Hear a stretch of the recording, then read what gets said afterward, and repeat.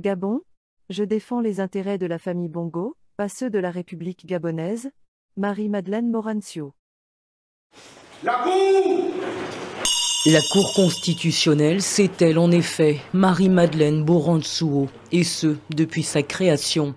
En 91, Omar Bongo la place à la tête de la juridiction. La magistrate est son ancienne maîtresse, la mère de 2 de ses enfants. Troisième, comme on l'appelle ici, est une femme redoutée au Gabon. La cour qu'elle préside est surnommée la Tour de Pise, car elle pencherait toujours du côté du pouvoir. Et il faut bien le dire, Troisième n'a jamais contrarié le clan Bongo.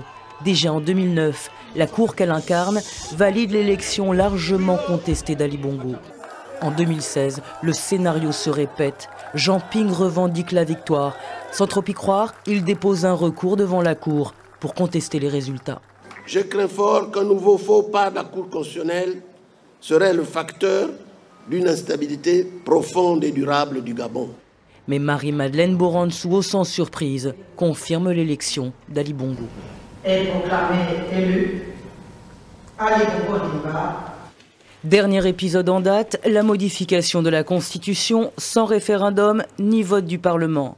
Mercredi dernier, les 9 juges ont ajouté de leur propre chef un alinéa à la loi fondamentale. En résumé, il n'y a pas de vacances de pouvoir et le vice-président peut remplacer Ali Bongo, absent depuis plus de 3 semaines suite à un AVC. Pour la société civile, c'est le coup de trop. C'est une façon de refuser l'application de la Constitution qui voudrait que la vacance du pouvoir soit constatée et que la présidente de la Cour du Sénat et la présidente du Sénat assurent l'intérim jusqu'à l'organisation des prochaines élections. La présidente du Sénat aux commandes. Autrement dit, la fin possible de 50 ans de mainmise de la famille Bongo sur le pays. Marie-Madeleine Morancio est accusée par ses détracteurs d'avoir joué son rôle pour éviter ce scénario. C'est vrai que des plaignants, ils sont 2, un Gabonais et une association, un observatoire gabonais des entreprises ont porté plainte contre Marie-Madeleine Morancio, la présidente de la Cour constitutionnelle du Gabon. Cette plainte, RFI a pu l'obtenir, elle a pu la lire. Sébastien Nemeth, bonjour. Bonjour Juan. Vous suivez évidemment ce dossier pour RFI. Vous avez pu d'ailleurs vous entretenir hier avec la présidente de la Cour constitutionnelle. Elle vous a accordé une interview exclusive qu'on a pu entendre ce matin et qu'on peut réécouter à tout moment sur le site rfi.fr.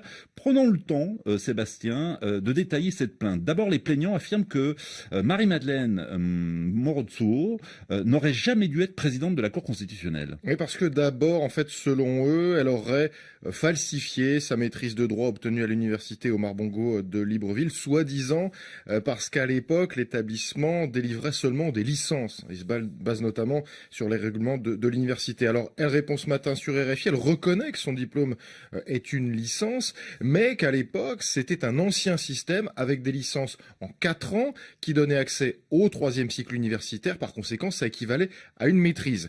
Autre point, la plainte dit qu'elle est devenue magistrate à travers un poste d'auditeur à la Chambre des comptes de la Cour suprême. Les plaignants soutiennent là que devenir magistrat se faisait à l'époque par concours, donc là encore, elle aurait usurpé ses fonctions. Réponse de Marie-Madeleine Morancio. En 79, lorsque cette chambre des comptes devient opérationnelle, l'École nationale des magistrats ne formait pas les magistrats du secteur financier.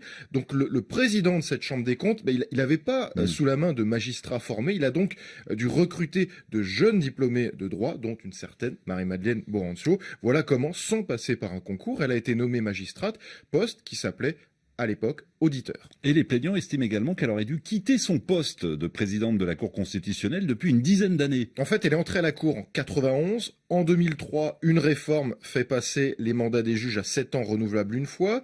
D'après la plainte, la magistrate arrivait au terme de son second mandat. Elle n'aurait pas dû être reconduite.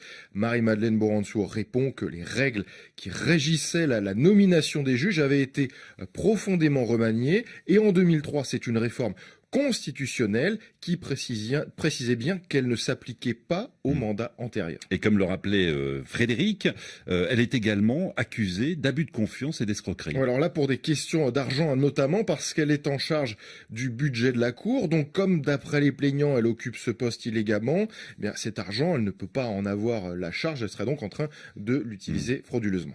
Alors, elle était déjà dans le collimateur de la justice française avant le dépôt de cette plainte. Comment réagit-elle? C'est vrai qu'il y a une enquête préliminaire depuis 3 ans en France au parquet national financier. En fait, pour elle, tout ça, c'est de l'acharnement. On cherche à la salir, on étale encore sa vie privée puisque la plainte dont on parlait dans la première question, la dernière plainte, rappelle qu'elle a eu 2 enfants avec feu Omar Bongo, le père du chef de l'État actuel. Tout ça pour prouver en fait qu'elle est favorable au pouvoir. C'est pour ça qu'elle aurait confirmé la victoire électorale d'Ali Bongo l'année dernière. La magistrate rappelle qu'elle ne prend pas seule les décisions de la Cour. Il y a 9 juges, ça se fait de façon collégiale. Donc on la met, selon elle, en position de bouc émissaire. On voudrait l'affaiblir et par la même occasion déstabiliser les institutions gabonaises. Oui, on a pu l'entendre ce matin sur l'antenne d'RFI. Malgré ces attaques, elle se dit sereine. Oui, prête à apporter des preuves si la justice française les lui demande. Sur ces fameux détournements de fonds, blanchiment, pour elle, en fait, c'est le fruit de 40 années de travail, de hauts magistrats, avec aussi des responsabilités dans des organisations internationales.